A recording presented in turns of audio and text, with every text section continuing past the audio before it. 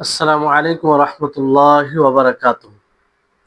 ইন্নাল হামদালিল্লাহ নাহমাদুহু ওয়া নাস্তাঈনুহু ওয়া নাস্তাগফির ওয়া না'উযু বিল্লাহি মিন শুরুরি আনফুসিনা ওয়া সাইয়্যাতি আ'মালিনা মান ইয়াহদিহিল্লাহু ফালা মুদিল্লা লাহু ওয়া মান ইউদ্লিলহু ফালা হাদিয়া লাহু ওয়া আশহাদু আন লা ইলাহা ইল্লাল্লাহু ওয়াহদাহু লা শারীকা লাহু ওয়া আশহাদু আন্না মুহাম্মাদান আবদুহু ওয়া রাসূলুহু। আম্মা বা'দ। فأعوذ بالله من الشيطان الرجيم. بسم الله الرحمن الرحيم. قل هو الله أحد الله الصمد لم يلد ولم يولد ولم يكن له كفوا أحد. رب اشرح لي صدري ويسر لي أمري واحلل عقدة من لساني يفقهوا قولي. رب زدني علما رب زدني علما. اللهم إني أسألك علما نافعا ورزقا طيبا وعملا متقبلا. সম্মানিত আজকের ক্লাসে উপস্থিত সুপ্রিয় ভাই সকল ও সম্মানিতা বোন, আলহামদুলিল্লাহ আল্লাহ তাবারক ওয়া তাআলার বিশেষ রহমতে, তার বিশেষ দয়ায় আজকে আমরা প্রায় অষ্টম ক্লাসে আল আকিদাতুল ওয়াসিতিয়ার অষ্টম ক্লাসে উপস্থিত হয়েছি, যেটা আল্লাহ তাবারক ওয়া তাআলার ফজল, অনুগ্রহ। তারপরে আমাদের সকলের প্রাণপ্রিয় নবী করিম মুহাম্মদ মুস্তাফা সাল্লাল্লাহু আলাইহি ওয়াসাল্লাম, ওনার উপরে অসংখ্য শান্তির ধারা বর্ষিত হোক। আল্লাহুম্মা সাল্লি আলাইহি আল্লাহুম্মা বারিক আলাইহি। আল্লাহ তাবারক ওয়া তাআলা যতগুলো নাম গুণ আছে, গুণ সিফাত, সেগুলোকে মুতলাকভাবে আমরা সাব্যস্ত করতে পারি না, আর মুতলাকভাবে আমভাবে মানে না করতে পারি না। মানে নাফি ইসবাত দুটোকেই জমা করতে হবে। আর আল্লাহ তাবারক ওয়া তাআলা বিভিন্ন আয়াতে এই দুটোকে জমা করেছেন। যেমন আপনারা সূরাতুল ইখলাস গত ক্লাসে শুনলেন যে আল্লাহ তাআলা এখানে তার কিছু ইসবাতি গুণের কথা বলেছেন। ইসবাত, যেমন কুল হু আল্লাহু আহাদ, আল্লাহ তাবারক ওয়া তাআলা এক, অদ্বিতীয়। তো এখান থেকে এটা ইসবাত। সমদ আল্লাহ তাআলার নাম, এটা ইসবাত। লাম ইয়ালিদ ওয়া লাম ইউলাদ, এটা নাফি। নাফি বলতে নেতিবাচক, যে আল্লাহ তাআলা না কারো কাছ থেকে জন্ম নিয়েছেন, না তিনি কাউকে জন্ম দেন, তিনার কেউ সমতুল্য নেই। তো এখানে সূরাতুল ইখলাসকে সুলুসে কোরআন কেন বলা হয়েছে? কেউ যদি একবার পাঠ করে তো সুলুসুল কোরআন সমতুল্য, অর্থাৎ কোরআনের তৃতীয়াংশ নেকি পাবে। সাওয়াবান, হুকমান নয়, সাওয়াবান বলতে সওয়াব পাবে। তিনবার যে পড়লে কোরআন যে পড়ে পুরোটা তিলাওয়াত করে সেই মতো যথেষ্ট হবে তা নয়, তা নয়, যেটা গত ক্লাসে আলোচনা হয়েছে। এবার আজকে এমন একটি আয়াত সম্পর্কে কথা হবে, যে আয়াতটি সবচেয়ে বড় আজিম আয়াত। লেখক রাহিমাহুল্লাহ তিনি বলছেন যে ওয়ামা ওয়াসাফা বিহি নাফসাহু ফি আযমি আয়াতিন ফি কিতাবিহি, আল্লাহ তাআলা নিজেকে গুণান্বিত করেছেন তার কিতাব কোরআনুল কারীমে সবচেয়ে বড় আয়াতে, সবচেয়ে বড় আয়াতে, আর সেটি হচ্ছে আয়াতুল কুরসি। এই ব্যাপারে হাদিস রয়েছে, উবাই ইবনে কাব রাদিয়াল্লাহু তাআলা আনহু থেকে বর্ণিত। নবী সাল্লাল্লাহু আলাইহি সাল্লাম তাকে জিজ্ঞাসা করা, নবী সাল্লাল্লাহু আলাইহি সাল্লাম তাকে জিজ্ঞাসা করেন উবাই ইবনে কাবকে, যে আইয়ু আয়াতিন ফি কিতাবিল্লাহি আযম, যে আল্লাহ তাবারক ওয়া তাআলার কিতাবে তথা কোরআনুল কারীমে সবচেয়ে বড় মহান আয়াত কোনটি? দেখুন, সাহাবায়ে কেরামদের এটা অভ্যাস ছিল যে যখন তিনারা কোনো বিষয়ে না জানতেন সঙ্গে সঙ্গে তিনারা বলতেন আল্লাহ ওয়া রাসূলুহু আলাম। তাহলে এখান থেকে আমাদের জন্য যে শিক্ষা বিষয় রয়েছে সেটি হচ্ছে যে আমরা যে বিষয়ে জানবো না সে বিষয়ে উত্তর দিব না, সে বিষয়ে বলবো জানি না। আর এটা কোনো লজ্জার বিষয় নয়, আর এটা ইলম কমের পরিচয়ও নয়। যে বিষয়ে জানা নাই সে বিষয়ে বলতে হবে জানা নাই। তো আল্লাহ নবী মোহাম্মদ সাল্লাল্লাহু আলাইহি ওয়াসাল্লাম তাকে জিজ্ঞাসা করলেন যে আইয়ু আয়াতিন ফি কিতাবিল্লাহ আযম, যে আল্লাহ তাআলার কিতাবে সবচেয়ে বড় আয়াত কি? মানে সাহাবীদের মধ্যে এটা চাহিদা ছিল যে তার সেই প্রশ্ন উত্তর নবী সাল্লাল্লাহু আলাইহি সাল্লাম যেন দেয়, তাহলে সেটা আরো উত্তম ভাবে শোনা যাবে। তিনি হয়তো প্রথমে শুনে যেটা ভাবছিলেন কিংবা যেটা ভাবতেন সেটা উত্তর দিয়ে দিতেন, কিন্তু তিনাদের চাহিদা একটা ছিল যে না, আল্লাহ নবী তিনি নিজে উত্তর দেয়, উত্তর যদি দেই তাহলে আরো বেশি উত্তম ভাবে এটা শুনতে পাবো। তো তিনি এই এটার মানে এটাকে লক্ষ্য করে বললেন আল্লাহ রাসূল আলাম, আল্লাহ এবং তার রাসূল ভালো জানেন। তো এই প্রশ্ন কিন্তু বারবার নবী করিম মুহাম্মদ সাল্লাল্লাহু আলাইহি ওয়াসাল্লাম উবাই ইবনে কাবকে করেন। তখন উবাই ইবনে কাব তিনি বলেন আয়াতুল কুরসি। আয়াতুল কুরসি হচ্ছে সবচেয়ে বড় আয়াত। বড় আয়াত কোন দিক দিয়ে? মানে বেশি আয়াত আছে, বেশি শব্দ আছে সেজন্য না, এই জন্য নয়। এই জন্য থাকলে তো উবাই ইবনে কাব রাদিয়াল্লাহু তাআলা আনহু তিনি অন্য আয়াতের কথা বলতেন, কারণ এর চেয়ে বড় বড় আয়াত রয়েছে। তো উবাই ইবনে কাব এই নবী সাল্লাল্লাহু আলাইহি ওয়াসাল্লামের প্রশ্নের উদ্দেশ্য তিনি বুঝেছিলেন, যে উদ্দেশ্য আসলে কি, যে যে আয়াতে অর্থ হবে, যে আয়াতে গুরুত্ব বেশি সেটাকে।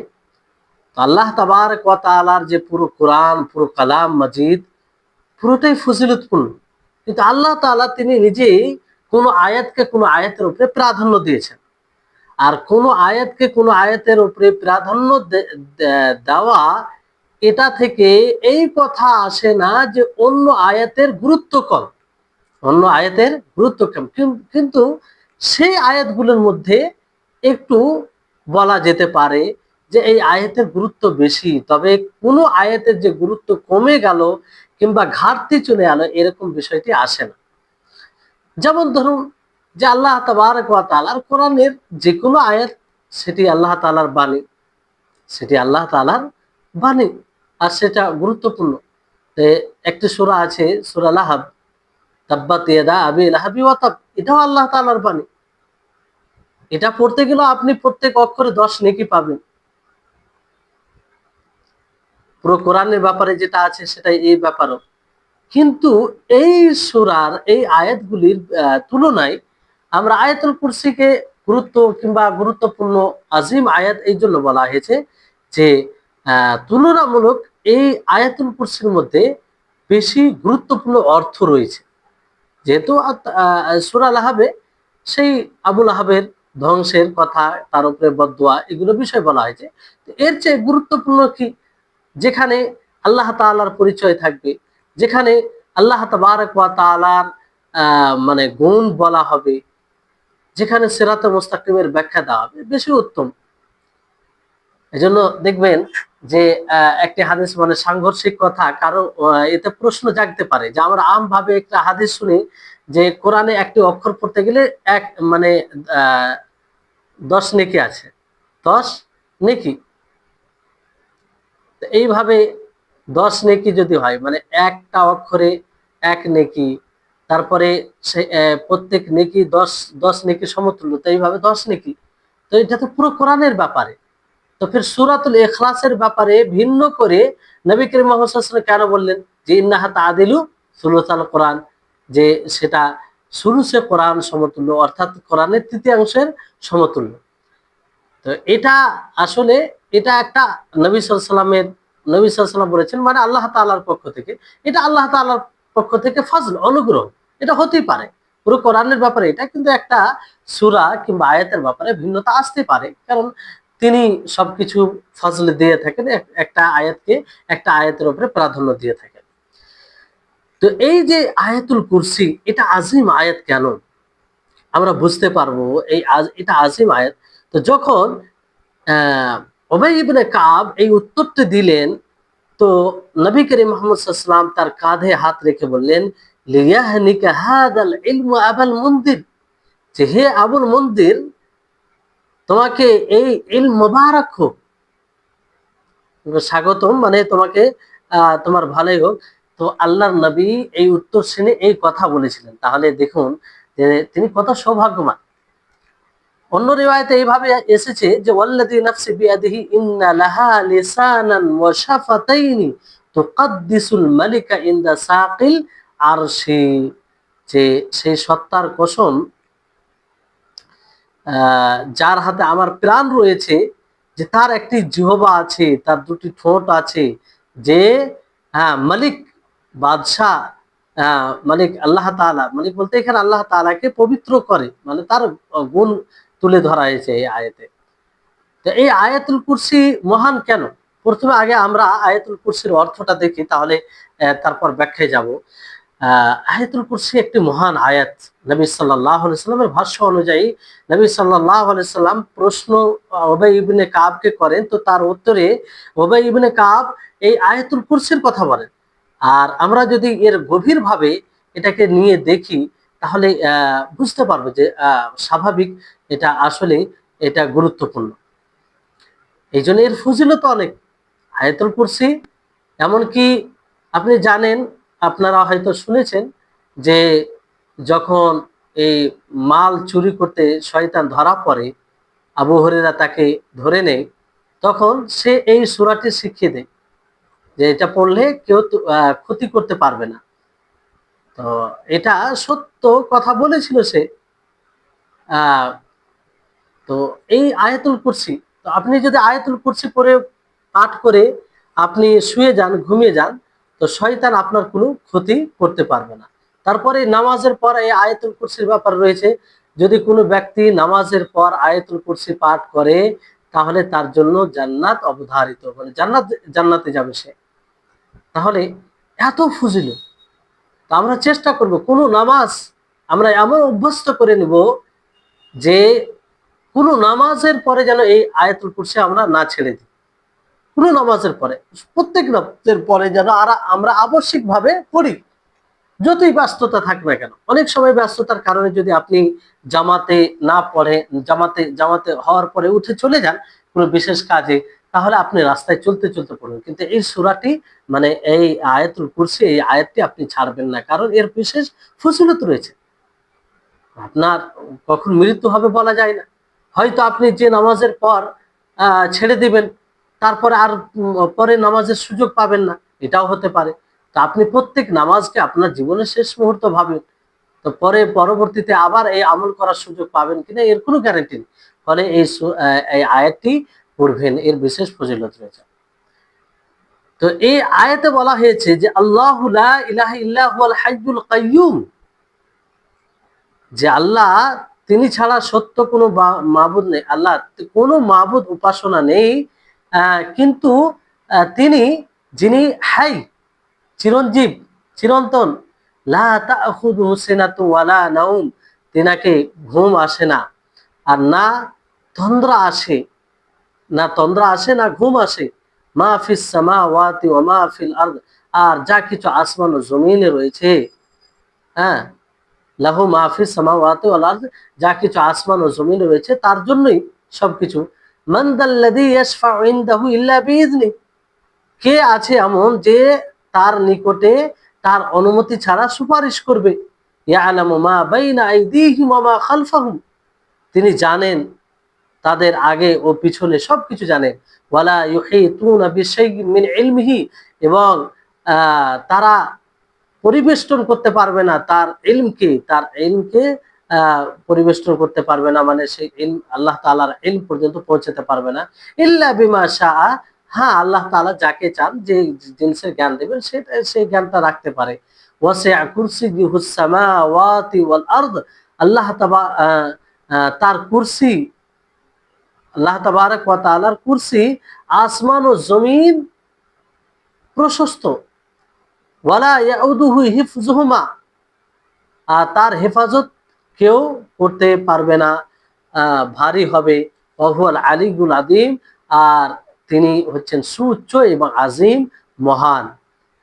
এই জন্য এই আয়াতটি যে রাত্রে পড়বে, লেখক রাহিমাহুল্লাহ বলেন যে ওয়ালিহাযা মান ক্বারা হাযিহিল আয়াতা ফি লাইলাতিন লাম ইয়াজাল আলাইহি মিনাল্লাহি হাফিজুন ওয়ালা ইয়াকরাবুহু শাইতানুন হাত্তা ইউসবিহা।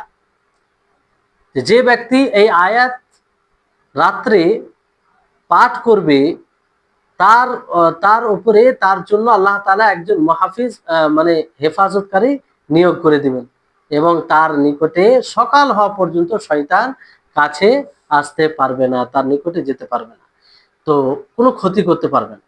তো এই হচ্ছে আয়াতুল কুরসি। এই আয়াতুল কুরসি মহান কেন? কারণ এই আয়াতে আল্লাহ তাবারক ওয়া তাআলা তার 5টি বড় বড় নাম বলেছেন। 5টি নাম কি?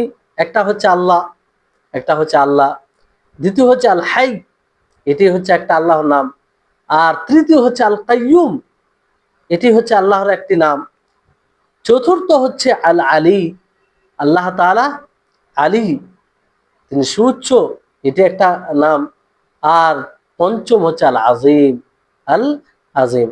তাহলে এই 5টি মহান নামের কথা আল্লাহ তাবারক ওয়া তাআলা এই আয়াতে মানে উল্লেখ করেছেন।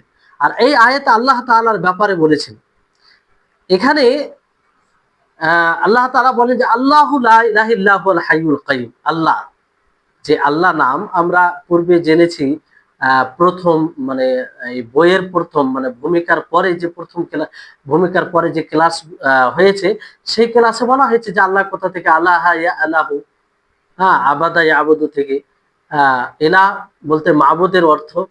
তো আল্লাহ হচ্ছে সবচেয়ে শ্রেষ্ঠ নাম। আর আল্লাহ রাইসুল আসমা, অর্থাৎ যতগুলো নাম রয়েছে সমস্ত নাম সে আল্লাহর অধীনে, আল্লাহর তাবে হয়, কিন্তু আল্লাহ কোনো নামের তাবে হয় না, আল্লাহ সবচেয়ে শ্রেষ্ঠ নাম। এই জন্য আপনি দেখবেন আল্লাহর পরে রহমান আসে, রহিম আসে, হ্যাঁ, আরো অন্য কোনো নাম আসে, কিন্তু অন্য নাম এসে আল্লাহ আসে না। এই জন্য বলতে পারেন যে হে আল্লাহ তুমি রহমান, এইভাবে বলতে পারি। এইরকম ভাবে বলা হয় না যে হে রহমান তুমি আল্লাহ, এটা বলা হয় না, বরং বলা হে আল্লাহ তুমি রহমান, তুমি দয়ালু, তুমি গফফার, তুমি গফুর, তুমি কাহার, তুমি জব্বার, এইভাবে বলা হয়।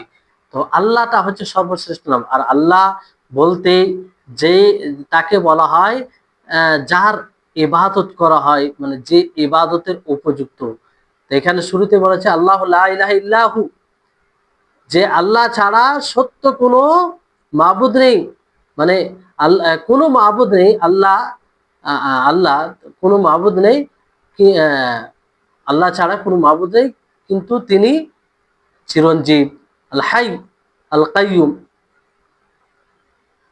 তো এটারই দাওয়া, মানে এই আল্লাহ থেকেই এটা স্পষ্ট হয় যে তার ইবাদত, যেমন লা ইলাহা ইল্লাল্লাহ, লা ইলাহা ইল্লাল্লাহ, লা ইলাহা এটার অর্থ কি? লা ইলাহা এটার অর্থ হচ্ছে যে নেই কোনো মাবুদ, নেই কোনো সত্য মাবুদ। কারণ এটারই দাওয়াত নবী করিম মুহাম্মদ সাল্লাল্লাহু আলাইহি ওয়াসাল্লাম দিয়েছেন। এছাড়া তো মাবুদ তাদের অনেক ছিল, কিন্তু সত্য প্রকৃত মাবুদ ছিল না, জন্য আল্লাহ নবী দাওয়াত এটা ছিল। আর এটার অর্থ মক্কার মুশরিকরা খুব ভালোভাবে বুঝেছিল, খুব ভালোভাবে বুঝেছিল।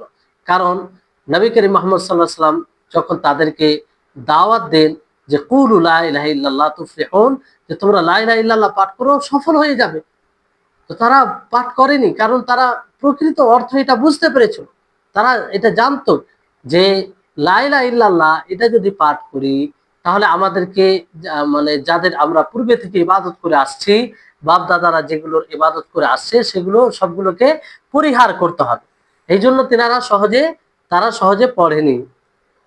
তো এই হচ্ছে আল্লাহ একটি নাম।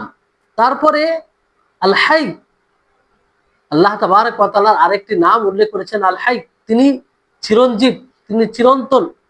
আল হাই কাকে বলা হয়? হাই বলা হয় যার পরিপূর্ণ জীবন। দেখুন, জীবন পরিপূর্ণ, তো পরিপূর্ণ জীবন এটা আল্লাহর সত্তার সাথে সম্পৃক্ত, মানে চিরন্তন, যার কোনো শেষ নাই, যিনি চিরন্তন, শুরু মানে চিরন্তন এক কথায়। তো আল্লাহ তাআলার জন্য যখন পরিপূর্ণ জীবন বলবো, তো এই কথা থেকে জরুরি হবে যে তার সত্তাগত যেগুলো সিফাত, পরিপূর্ণ সিফাত রয়েছে সেগুলোকে প্রমাণ করা, সেগুলোকে বাস্তব মনে করা। যেমন পরিপূর্ণ জীবন কেমন হবে, যেমন আপনাদেরকে উদাহরণ দিই। একটি মানুষ যখন জীবিত থাকে আর তার কোনো শক্তি থাকে না, অসহায় থাকে, তখন বলে কি এটা কি কোনো জীবন হলো, এটা কি কোনো জীবন হলো? কারো সম্মান নেই, একদম সম্মানহীন, সম্মান বিলুপ্ত হয়ে গেছে, তখন কি বলা হয় যে এই লোকটির কোনো জীবন। তার মানে কি, যে পরিপূর্ণ জীবন নয়, জীবনের খান্তি। তা আল্লাহ তাআলা যে আল হাই, এটা মানে আল্লাহ তাআলা পরিপূর্ণ জীবন। তো পরিপূর্ণ জীবন, জীবন হওয়ার জন্য এটা জরুরি হবে যে এর মানে আবশ্যিক করে এটা যে তা যতগুলো সিফাত গুণ রয়েছে সেগুলোকে সাব্যস্ত মানতে হবে, তা না হলে পরিপূর্ণ জীবন হবে না। যেমন আল্লাহ তাবারক ওয়া তাআলার সম্মান, আল্লাহ তাআলার কুদরত শক্তি, আল্লাহ তাবারক ওয়া তাআলার জ্ঞান, আল্লাহ তাআলার হিকমা, আল্লাহ তাআলার শোনা, আল্লাহ তাআলার দেখা, আল্লাহ তাআলার ইচ্ছা চাওয়া, এগুলো সব তার সত্তার সাথে সম্পৃক্ত, তার সত্তার সাথে লেগে আছে, এগুলো সত্তার বাইরে নয়। ফলে আমরা যদি আল হাই এটার উপরে ঈমান নিয়ে আসি, তাহলে এগুলোর উপরে ঈমান নিয়ে আসতে হবে যে আল্লাহ তাআলা পরিপূর্ণভাবে তিনি সম্মানের অধিকারী, তিনি পরিপূর্ণ শক্তিধর মানে শক্তিশালী, তিনি পরিপূর্ণ জ্ঞানী, তিনি পরিপূর্ণ হাকিম, হিকমতওয়ালা, তিনি পরিপূর্ণভাবে শুনেন, তিনি পরিপূর্ণভাবে দেখেন এবং ইচ্ছা করেন। তাহলে যদি আল হাই পরিপূর্ণ, যে যার হায়াতে কামেলা যার মধ্যে রয়েছে তাকে বলা হয়, আর এটা আল্লাহ তাআলার মধ্যে। তো আল্লাহ তাবারক ওয়া তাআলা থেকে এই সব যেগুলো বলা হয় যে সম্মান, কুদরত শক্তি, জ্ঞান, হিকমা, শোনা, দেখা, ইচ্ছা করা, এগুলোর মধ্যে কোনো জিনিসকে কমানো যাবে না। কারণ এগুলো কমে যাওয়া মানে হায়াতে কমে যাওয়া, হায়াতে ত্রুটি চলে আসা, জীবনে ত্রুটি চলে আসা। আর জীবনে ত্রুটি যদি চলে আসে তাহলে সেটা আল্লাহ হতে পারে না। আর এটা আল্লাহ তাআলা নিজে, তাআলা হাই বলতে যে চিরঞ্জীব, যার জীবন পরিপূর্ণ। তাহলে এটা হচ্ছে দ্বিতীয় নাম। তৃতীয় নাম হচ্ছে তৃতীয় আল্লাহ তাবারক নাম আল কাইয়ুম। আল কাইয়ুম, আল কাইয়ুম, এটার অর্থ বিদ্বানগণ মুফাসসিরিনগণ বলেছেন যে আল কাইম বিনাফসি, যে নিজে নিজে প্রতিষ্ঠিত, আল কাইম বিনাফসি। আর দ্বিতীয় অর্থ অনেকেই বলেছেন যে দ্বিতীয় অর্থ হচ্ছে যে তিনি মোকাপেক্ষীহীন, অর্থাৎ মাখলুকের মধ্যে কোনো জিনিসের আল্লাহ তাআলার প্রয়োজন নেই, তিনি একদম মোকাপেক্ষীহীন, তাতে কোনো প্রকারের সন্দেহ নেই, তিনি সত্তাগত মোকাপেক্ষীহীন। আর বাকি আল্লাহ তাবারক ওয়া তাআলা ছাড়া যতগুলো মাখলুক রয়েছে সমস্ত মাখলুক তার মোকাপেক্ষী কিংবা তাছাড়া চলবে না। এই জন্য আমরা মানে মুহূর্তের জন্য আল্লাহ তাআলার রহমত থেকে আলাদা হতে পারি না, আল্লাহ তাআলার তত্ত্বাবধান থেকে আলাদা হতে পারি না। কারণ আল্লাহ তাআলার রহমত যদি মুহূর্তের জন্য ছিনিয়ে নেই তাহলে আমরা ধ্বংস হয়ে যাব।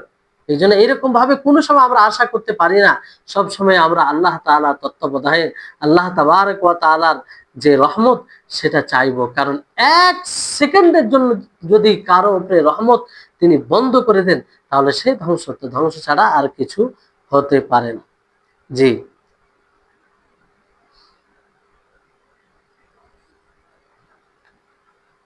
তাই হচ্ছে, অর্থাৎ অনেকে বলেছেন যে আল কাইয়ুম এটার অর্থ যে আল্লাহ তাবারক ওয়া তাআলার মধ্যে আল্লাহ তাআলার যেগুলো ফেলি সিফাত রয়েছে, ক্রিয়াগত মানে কর্মগত যেগুলো সিফাত গুণ রয়েছে, সেটাকেও এটা অন্তর্ভুক্ত করে আল হাই।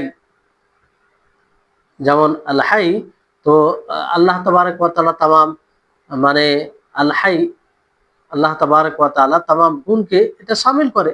অনুরূপভাবে আল কাইয়ুমও তাই, আল কাইয়ুমও তাই, যে যতগুলো জিনিস রয়েছে আল্লাহ আল্লাহ তাআলার জন্য আল্লাহ তাআলা সেটাকে মেনে নেওয়া। জি, তো এই দুটি নাম মহান নাম, আল হাই আল কাইয়ুম। আল হাই আল কাইয়ুম, দেখেন মানুষের জীবন কি পরিপূর্ণ নয়। কোন মাখলুকের আল্লাহ তাবারক ওয়া তাআলার যে জীবনটা, সেটা কি অন্য কারো জীবন? যে কোনো সৃষ্টি তার দেখেন হয়তো পূর্বে একদিন সে জীবিত ছিল না, পরে সে জীবন পেয়েছে। না হয় সে একদিন মারা যাবে, তার জীবন থাকবে না, এটা হবে, এরকম হবে। কিন্তু আল্লাহ তাআলার জন্য তা নয়। আল্লাহ তাআলার জন্য তা নয়, তিনি চিরন্তন, তিনি চিরঞ্জীব। হ্যাঁ, তিনার জীবন পরিপূর্ণ, তিনার জীবন পরিপূর্ণ। কোনো যে কোনো আমরা সৃষ্টি দেখি, অবশ্যই আমরা তাদের ব্যাপারে আমাদের ধারণা যে সে একদিন তার জীবন চলে যাবে, তার জীবন চলে যাবে, মানে তার একদিন একটা সময় আসবে তার কোনো অস্তিত্ব থাকবে না। কিন্তু আল্লাহ তাবারক ওয়া তাআলার জন্য তা নয়। আল্লাহ তাআলা তিনি চিরঞ্জীব, তিনি কখনো মানে আহ, একদম হবে না, তিনি আল হাই মানে চিরঞ্জীব। আর কাইয়ুম বলতে এটাই যে কাইয়ুমের দাবি হচ্ছে যে কোনো প্রকারের যেগুলো ত্রুটি একজনকে প্রতিষ্ঠিত হওয়ার জন্য যে যেসব ত্রুটি বাধা দেয়, সেগুলোর কোনো জিনিস আল্লাহর মধ্যে নেই। কাইয়ুম তাকে বলা হয় সেগুলোর যেগুলো ত্রুটি পূর্ণ জিনিস, সেগুলোর মধ্যে কোনো জিনিস যার মধ্যে নেই তাকে কাইয়ুম বলা হয়, কাইয়ুম বলা হয়। এই জন্য আল্লাহ তাবারক ওয়া তাআলা আগে কি বলেন, লা তাখুযুহু সিনাতু ওয়ালা নাওম, যে তার ঘুম আসে না, তন্দ্রা আসে না এবং ঘুম আসে না। দেখুন যতগুলো মাখলুক আছে ঘুমের প্রয়োজন পড়ে, তন্দ্রার প্রয়োজন পড়ে। আর ঘুমটা, এটাকে কি বলা হয়েছে, ঘুমকে আখুল মৌত বলা আছে, যে মৃত্যুর ভাই, মৃত্যুর ভাই বলা হয়েছে। তো ঘুমটা একটা দুর্বলতা, কারণ মানুষ যখন ঘুমায়, কারো ঘুম আসে, সে জানতে পারে না তার আশেপাশে কি হয়, তন্দ্রাও আসে, সে বুঝতে পারে না আশেপাশে কি হয়, সে দুর্বল হয়ে যায়। এটা দুর্বলতার একটা আলামত। তো এই জন্য আল্লাহ তাবারক ওয়া তাআলার এগুলো কিছু আসে না। কারণ এটা মাখলুকের জন্য দরকার পড়ে, আরামের বিশ্রামের প্রয়োজন করে। ঘুম না হলে চলবে না। এমনকি মানুষ যদি না ঘুমায় তো পাগল হয়ে যাবে, ব্রেন কাজ করবে না, ব্রেনলেস হয়ে যাবে, ব্রেনলেস হয়ে যাবে। মানে এতটা আমাদের ঘুমের প্রয়োজন, এতটা আমরা ঘুম ছাড়া, মানে ঘুমের মুখাপেক্ষী আমরা, যে আমরা যদি না ঘুমাই লাগাতার কয়েকদিন, তো ব্রেন কাজ করবে না, ব্রেনলেস হয়ে যাবে। তো এই হচ্ছে, তো এটার আল্লাহ তাআলার দরকার নেই। কারণ আল্লাহ তাআলা তিনি পরিপূর্ণ, তিনি কাইয়ুম, তিনি কাইয়ুম, তিনি সবসময় একই রকম, তিনি সবসময় কোনো জিনিস তার থেকে গোপনে নেই, কোনো জিনিস তা থেকে গোপনে নেই। ফলে তিনাকে তন্দ্রাও আসে না এবং তিনার ঘুমও আসে না। কারণ এই ঘুম কাইয়ুমিয়তের বিপরীত, তিনি কাইয়ুমিয়ত এটার বিপরীত। তারপরে লেখক রাহিমাহুল্লাহ তিনি বলেন যে মাহফিস সামাওয়াতি ওয়া মাহফিল আরদ, লাহু মাহফিস সামাওয়াতি ওয়া মাহফিল আরদ, যে তারই জন্য আসমান ও জমিনে যা কিছু আছে তার জন্য। তো এখানে আল্লাহ তাবারক ওয়া তাআলার মিলকিয়ত, আল্লাহ তাবারক ওয়া তাআলা যে মালিক, সমস্ত জিনিসকে অন্তর্ভুক্ত করে। কে নিচে এবং উপরে, আসমানি দুনিয়ায়, কিংবা এই আসমান, আর তার উপরে আরো 6 আসমান রয়েছে, জমিন নিচে, তারপরে তার নিচে আরো 6 জমিন রয়েছে। এইগুলো সব কিছুর মালিক আল্লাহ তাবারক ওয়া তাআলা। এই মালিক বলতে কি ব্যাপক, এই দুনিয়াতে কেউ এরকম মালিক হতে পারে না। দুনিয়াতে দেখবেন যে হয়তো কোনো ব্যক্তি যতই প্রভাবশালী হোক, যেমন ধরুন যে একটা দেশের প্রধানমন্ত্রী, প্রধানমন্ত্রীও সবকিছুর মালিক নিজেকে মনে করতে পারে না। অনেক জিনিস আছে, অনেক জিনিস কিংবা বেশিরভাগ জিনিস যে তার মিলকিয়তে নেই, সেটা সে মালিক নয়। কিন্তু আল্লাহ তাবারক ওয়া তাআলা এমন একটি সত্তা, এমন একটি জাত, যে তিনি সব কিছুর মালিক, তিনার মিলকিয়ত থেকে কেউ খালি নয়, তিনি সব কিছুর মালিক। তাহলে এই বিষয়টি বুঝতে হবে যে তিনি মালিক বলতে কি সব কিছু তিনার, তিনি তিনার অধিপত্য রয়েছে, তিনি তার মালিক। হ্যাঁ, সেটা দুনিয়াবি আসমানে হোক, কিংবা তার উপরে আরো 6 আসমানে হোক, কিংবা নিচে যা কিছু হোক, এর সবকিছুর মালিক কে? আল্লাহ তাআলা। তাহলে এই যে তার একটা গুণ, এটা তুলে ধরা হয়েছে। তারপরে লেখক আয়াতে এমন জিনিস নিয়ে আসা হয়েছে যে যাতে আল্লাহ তাবারক ওয়া তাআলা তিনি মালিক, পরিপূর্ণ মালিক, এটার উপরে সুস্পষ্ট প্রমাণ দেয়। আর সেটা কি? শাফাত। শাফাত কার কাছে সুপারিশ করা যায়? যেমন ধরুন একটি প্রতিষ্ঠান আছে, আপনি সেই প্রতিষ্ঠানে কাউকে ভর্তি করবেন, তো ভর্তি করবেন, তো আপনি মানে সেখানে কোটা ফুল হয়ে গেছে, ভর্তি নেই না স্বাভাবিকভাবে, তা আপনি জানেন যে সুপারিশ হলে হয়তো সে করবে না। কার কাছে যাবেন? কার কাছে যাবেন? যে ওই প্রতিষ্ঠানের মানে মালিক, কিংবা যে ওই প্রতিষ্ঠানের তত্ত্বাবধায়ক, মানে বলতে পরিচালনা করে, তার কাছে যাবে, তাই না? কারণ সে সেটা তার নিয়ন্ত্রণে আছে। তো এটা মিলকিয়তের মানে সাফাত তার কাছে যাবে যে তার মালিক। তো অনুরূপভাবে তারপরে আল্লাহ তাবারক ওয়া তাআলা সাফাতের কথা বলেন যে সমস্ত সাফাত, সমস্ত সুপারিশ এটা কার জন্য? আল্লাহ তাবারক ওয়া তাআলার জন্য। আল্লাহ তাবারক ওয়া তাআলার অনুমতি ছাড়া কারো সাফাত করা যায় না। তো এখানে আল্লাহ তাআলা বলেন মান যাল্লাযী ইয়াশফাউ ইনদাহু ইল্লা বিইযনিহি, যে কে আছে যে তার নিকটে আল্লাহ তার অনুমতি ছাড়া সুপারিশ করবে, সুপারিশ করবে। তো এখানে সুপারিশের বিষয়টি যেমন নিয়ে আসা হয়েছে, কারণ মালিক যে হবে সেই সুপারিশ গ্রহণ করতে পারবে। তো এখানে যে সাফাতের ব্যাপারে দুটি মানে বিষয় রয়েছে।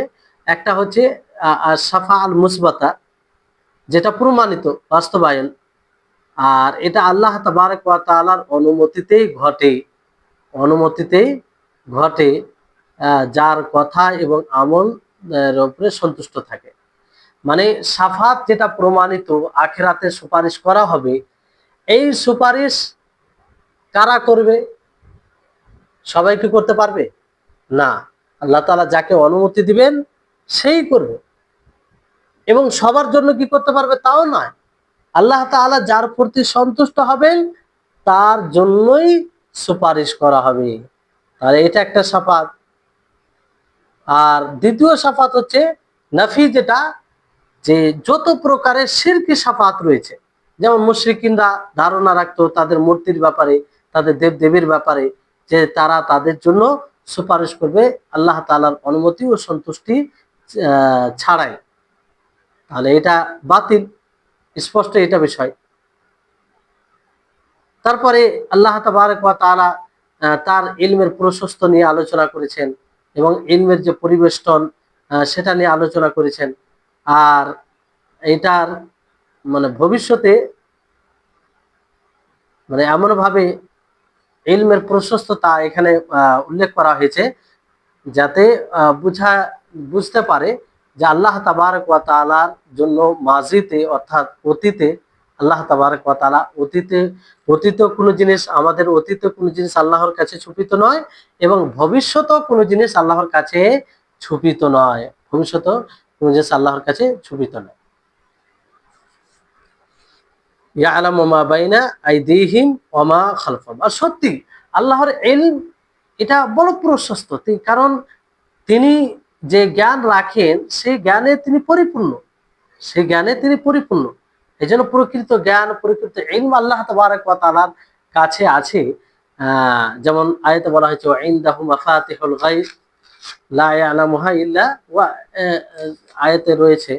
তো সেখান থেকে বোঝা যায়, পরে আসবে এগুলো, হ্যাঁ, যে ইলমের মাফাতিহুল ইলমের গায়বের চাবিকাঠি একমাত্র আল্লাহ তাআলার কাছে আছে। তারপরে যে জিনিসের ব্যাপারে আল্লাহ তাআলা নবীকে ওহী করেন সেই জিনিস সম্পর্কে জানে, বাকি অদৃশ্যের খবর আল্লাহ নবী জানেন না। তারপরে আল্লাহ তাবারক ওয়া তাআলা বলেন ওয়ালা ইউহিতুনা বিশাইইন মিন ইলমিহি, যে কোন জিনিস দ্বারা তার ইলমকে পরিবেষ্টন করা যাবে না। মানে তার কতগুলো জিনিস জানে, তার ইলমকে, তার ইলমের ধার পর্যন্ত কেউ পৌঁছাতে পারবে না। আল্লাহ তাআলার প্রশস্ত জ্ঞান, আমাদের জ্ঞান সীমিত, মানে একটা সীমা আছে, সেই সীমার মধ্যে আমরা জানতে পারি, তার বাইরে আমরা কিছু জানতে পারি না। আপনি একটি রুমে আছেন, রুমের দরজা বন্ধ আছে, বাইরে কি না হচ্ছে সেটা আপনি দেখতে পান না, সেটা আপনি দেখতে পান না। তো যেহেতু আপনার চোখের দৃষ্টির সামনে নেই, তো এই হচ্ছে মানুষের মাখলুকের দৃষ্টি শক্তি। কিন্তু আল্লাহ তাবারক ওয়া তাআলার জ্ঞান থেকে কিংবা দৃষ্টি থেকে কোনো জিনিস ছুপিত নয়, সবকিছু দেখতে পারবে।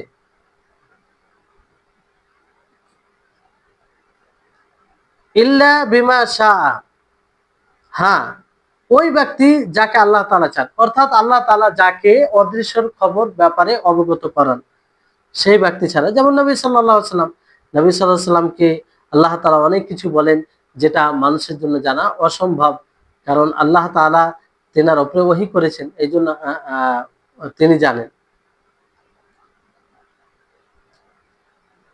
তারপর ওয়াসিয়া কুরসিহুস সামাওয়াতি ওয়াল আরদ, যে তার কুরসি, যেটা আমরা চেয়ার অর্থ নিই, কিন্তু আসলে চেয়ার অর্থ নয়। আহ, এটা ব্যাখ্যা আব্দুল্লাহ ইবনে আব্বাস রাদিয়াল্লাহু আনহুমা তিনি বলেছেন যে কুরসি বলতে মাওদিউল কাদামাইন, দুই পা রাখার জায়গা, দুই পা মানে রাখার জায়গা, এটাকে কুরসি বলা হয়। তো এই জন্য এখানে বলা যেতে পারে যে যখন মানুষ আলেম শিক্ষক ছাড়া ইলম অর্জন করবে কিংবা বই পুস্তক থেকে শুধু জ্ঞান নেবে, তো পথভ্রষ্ট হবে। যেমন কুরসি, কুরসির অর্থ সব কুরসি করেছে, কিন্তু আসলে কি কুরসি উদ্দেশ্য না, বরং সেটা দুই পা রাখার জায়গা। যেমন ইবনে আব্বাস, ইবনে কাসির আব্দুল্লাহ ইবনে আব্বাস থেকে বর্ণনা করেন যে ইলম আল কুরসি, কুরসির যেটা ব্যাখ্যা করে ইলম দ্বারা, যেটা সঠিক নয়, যেটা সঠিক নয়। এর আগে এই জন্য আলোচনা হয়েছে পূর্বের ক্লাসে যে আল্লাহ তাবারক ওয়া তাআলা নিজের ব্যাপারে যা কিছু বলেছেন নাম এবং গুণ, তাকে আমরা সে মূল অর্থ থেকে সরাতে পারি না, সরাতে পারি না। তার কারণ এগুলো মানে হয়েছে, কারণ বর্ণনা করা হয়েছে। তারপরে আল্লাহ তাআলা এটাও স্মরণ করিয়ে দেন যে ওয়ালা ইয়াউদুহু হিফযুহুমা, তাদের দুজনের হেফাজত, ওয়ালা ইয়াউদুহু হিফযুহুমা মানে তাদের হেফাজত করতে পারে না। হিফযুহুমা, এখানে হিফযুহুমা দ্বারা বলতে আসমান ও জমিনের, এবং আসমান ও জমিনে যা কিছু আছে এগুলোর হেফাজত তারা পারে না, হেফাজত করতে পারে না, কিংবা কষ্টকর হয়, কষ্টকর হয়। যে এইখানে আল্লাহ তাবারক ওয়া তাআলার যে আজিম কুদরত, শক্তি, এটাকে বোঝানো হয়েছে, এটাকে বোঝানো হয়েছে। ওয়া হুয়াল আলিয়্যুল আযীম, এবং আল্লাহ তাবারক ওয়া তাআলা সুউচ্চ, তিনি মহান, তিনি আজিম, এই দুটি নাম। তাহলে এইভাবে এই আয়াতুল কুরসিতে পাঁচটি পাঁচটি নাম রয়েছে। আল্লাহ তাবারক ওয়া তাআলার পাঁচটি নাম রয়েছে। একটা হচ্ছে আল্লাহ, একটা হচ্ছে আল হাই, তৃতীয় হচ্ছে আল কাইয়ুম, চতুর্থ হচ্ছে আল আলী, আর পঞ্চম হচ্ছে আল আযীম। এই পাঁচটি একটি আয়াতে আল্লাহ তাবারক ওয়া তাআলার পাঁচটি নাম, পাঁচটি নাম। উলু বলতে কি? উলু বলতে মাখলুকের ওপরে, মাখলুকের ওপরে যেটা আরশের উপরে আছে। উলু বলতে আল্লাহ তাবারক ওয়া তাআলা সবচেয়ে সুউচ্চ, তার সমতুল্য এবং তার থেকে উঁচু কেউ হতে পারে না। আর তকদিরের উলু, সুউচ্চ বলতে যে যখন কারোর জন্য পরিপূর্ণ তার সিফাত গুণ থাকবে, আর ওই সিফাতের মধ্যে উলুল কদর যেটাকে বোঝানো হয়েছে, মানে সুউচ্চ। এক কথা আল্লাহ আলী বলতে আল্লাহ তাবারক ওয়া তাআলা সব বিষয়ে সুউচ্চ। আল আজিম বলতে আল্লাহ তাবারক ওয়া তাআলা তিনি মর্যাদার অধিকারী, এই গুণে তিনি গুণান্বিত রয়েছেন। যার চেয়ে বড় কিছু জিনিস নেই, বড় কোনো জিনিস নেই। তাহলে এই হচ্ছে আয়াতুল কুরসি। তাহলে এখানে দেখুন আল্লাহ তাবারক ওয়া তাআলা এই আয়াতুল কুরসিতে তার ইসবাতি সিফাত এর বর্ণনা করেছেন, আর সাথে সাথে যেগুলো নফি সিফাত রয়েছে, মানে আল্লাহ তাআলা জাতের মধ্যে হতে পারে না, সেটাও বলা হয়েছে। যেমন আল্লাহ তাআলা প্রথম নিজের ব্যাপারে কি বলেন, আল্লাহু লা ইলাহা ইল্লা হুয়াল হাইয়ুল কাইয়ুম। আল হাই এবং আল কাইয়ুম এটা আল্লাহ তাআলার নাম, এগুলো আল্লাহ তাআলার নাম। তারপর আল আলী আল আলী আল আজিম, এই দুটো আল্লাহ তাআলার নাম। তাহলে এইভাবে পাঁচটি নাম হচ্ছে, পাঁচটি নাম। এটা ইসবাতে। আর নেফিতে কি, যে আল্লাহ তাবারক ওয়া তাআলাকে তন্দ্রা আসে না, তাকে ঘুম আসে না, এবং আসমান ও জমিনে যা কিছু আছে সবকিছু তার জন্য, সবকিছু তার জন্য। তারপরে সুপারিশের ব্যাপারটা বলা হয়েছে।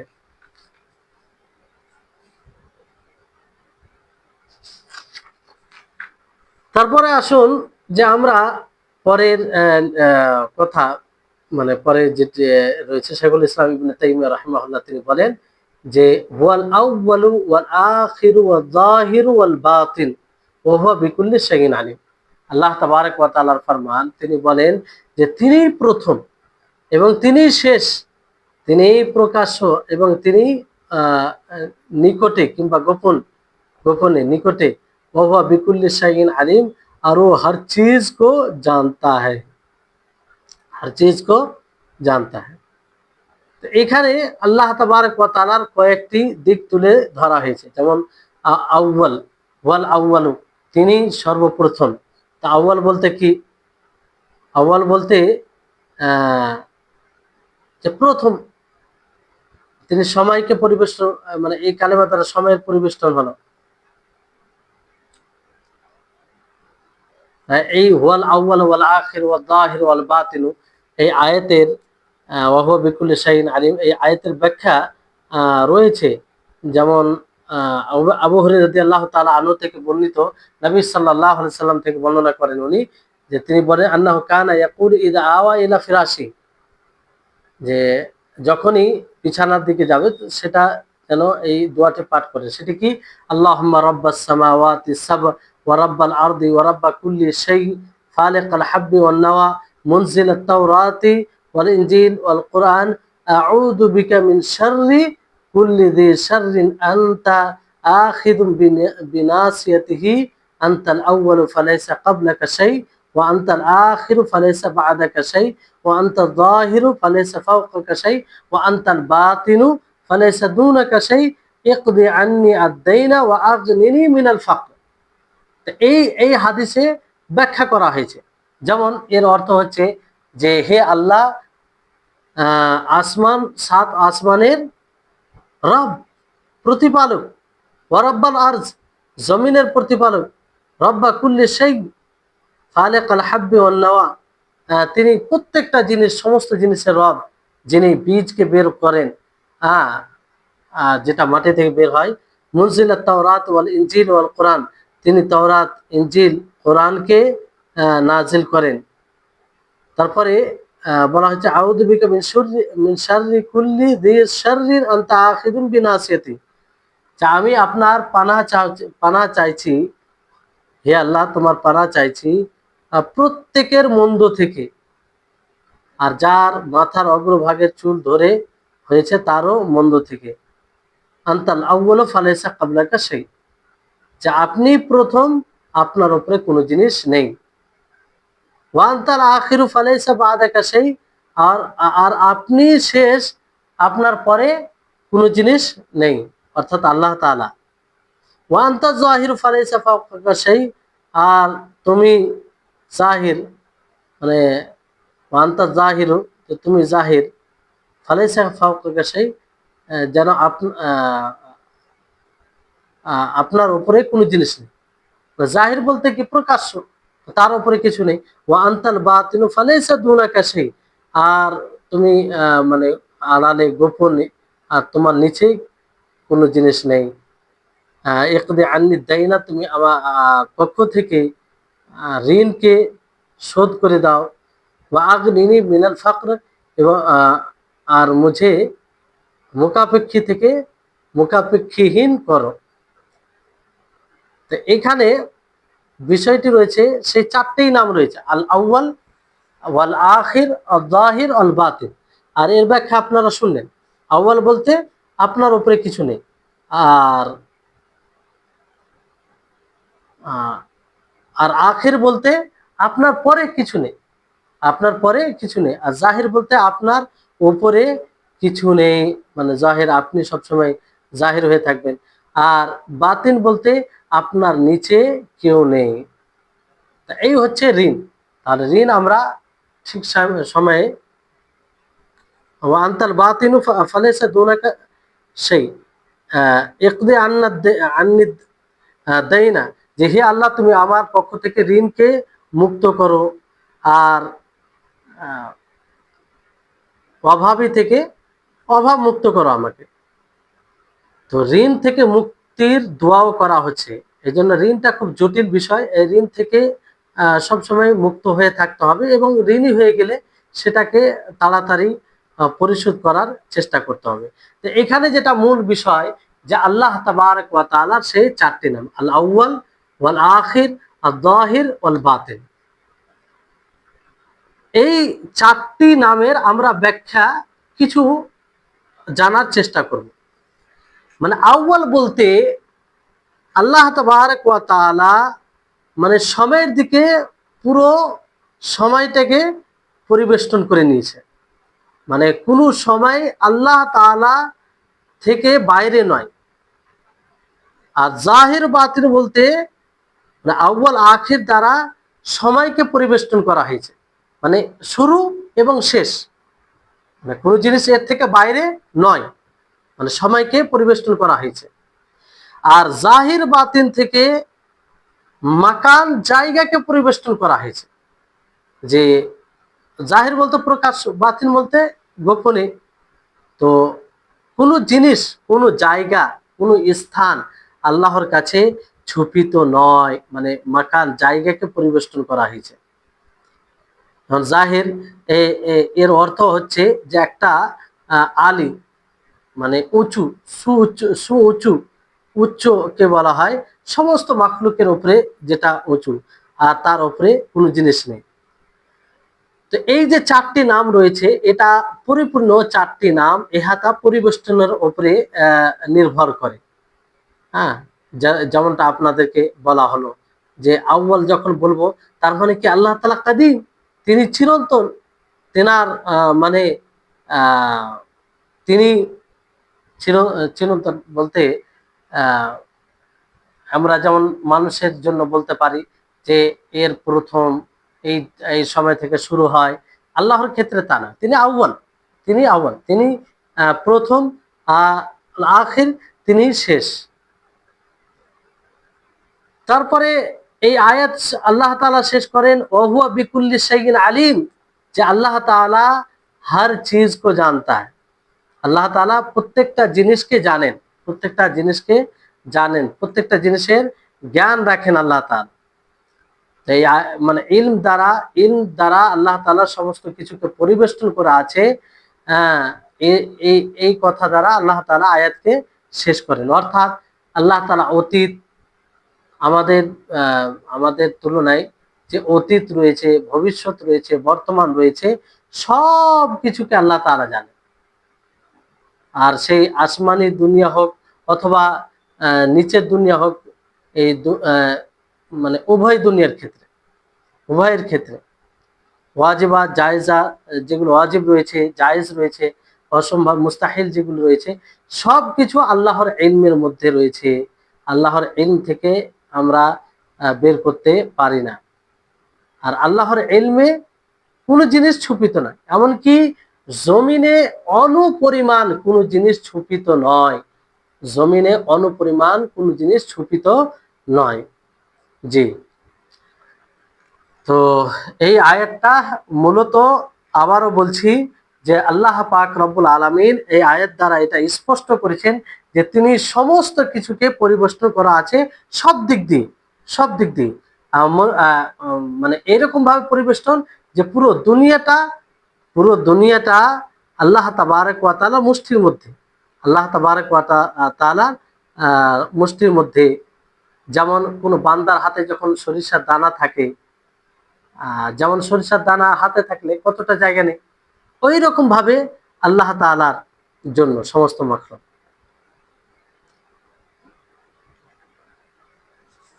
তো এই হচ্ছে বিষয়। তো ইনশাআল্লাহ ফের আগে আমরা এখান থেকে পড়বো ওয়া কাউলুহু সুবহানাহু ওয়া তাআলা, ওয়া কাউলুহু সুবহানাহু ওয়া তাআলা। আজকে আমরা আল্লাহ তাবারক ওয়া তাআলার বিশেষ যে নাম আউয়াল, আখির, যাহির, বাতিন, এই চারটাকে জানলাম। আর এই চারটি নাম দ্বারা আল্লাহ তাআলা সব কিছুকে পরিবেষ্টন করে আছে, এটা মনে রাখবেন। আউয়াল ও আখির দ্বারা সময়কে, যে তিনি প্রথম, তিনি শেষ, মানে সময়কে পরিবেষ্টন করে আছে। আল্লাহ কোনো সময় আল্লাহর থেকে খালি নয়। তারপর জাহির, বাতিন থেকে মাকান, মানে জায়গাকে। জি,